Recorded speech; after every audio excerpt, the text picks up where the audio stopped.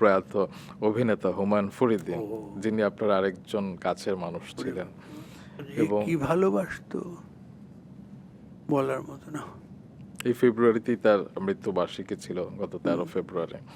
তো তার সাথে তো আপনার অসংখ্য স্মৃতি। একটু মজার স্মৃতিটা শুনি। একবার 42 পদের মাছ করেছিলেন আপনার জন্য। এই অকল্পনীয়। আমাকে সে তখন 42, হি কুডন্ট অ্যাফোর্ড দ্যাট। তখন তার আর্থিক অবস্থা মোটেই ভালো না।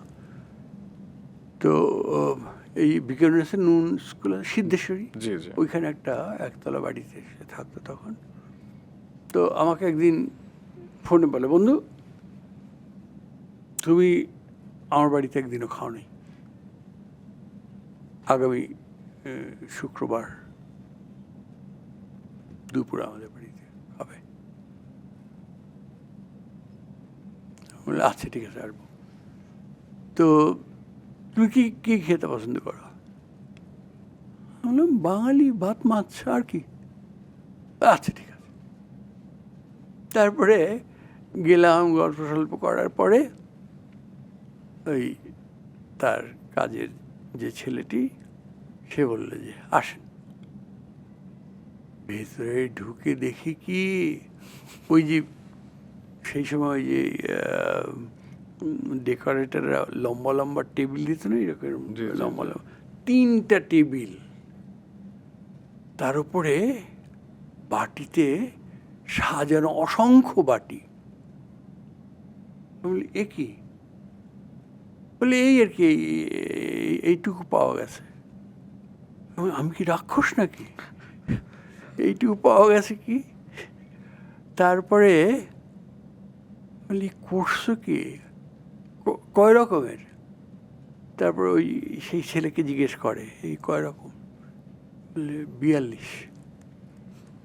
অর্থাৎ সে যতগুলো বাজার আছে ঢাকা এবং ঢাকার ওপারে ওই যে কেরানীগঞ্জ, জি, জি। তারপরে আরও কি কি জায়গা আছে না, ওইসব জায়গায় পাঠিয়ে এনেছে। তখন তো মোবাইল ফোন ছিল না। ও কি পরিমাণ মাছ এনেছে একবার চিন্তা করেন, যে 42 রকমের আলাদা আলাদা মাছ। তারপর খেতে পেরেছিলেন কটা? সব কি না না টেস্ট না, করতে সব পেরেছিলেন? পাগল নাকি? আপনি একা ছিলেন নাকি সাথে কাউকে না, নিয়ে গিয়েছিলেন? ও আর আমি অধিকাংশ সময় ও আর আমি এক্সক্লুসিভ আড্ডাটা দিতাম। বাহ!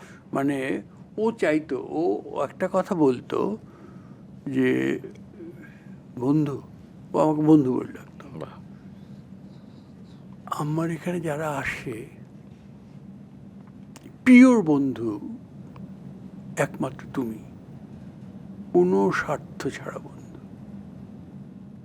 আর সবাই কোনো না কোনো কারণে আসে, কোনো প্রয়োজনে। সেটা নাটকের কারণ হতে পারে, অন্য কারণ হতে পারে। একমাত্র তুমি আসো, যার শুধুমাত্র ভালোবাসার টানে আসে। এরকম বন্ধু আমি পাইনি আর।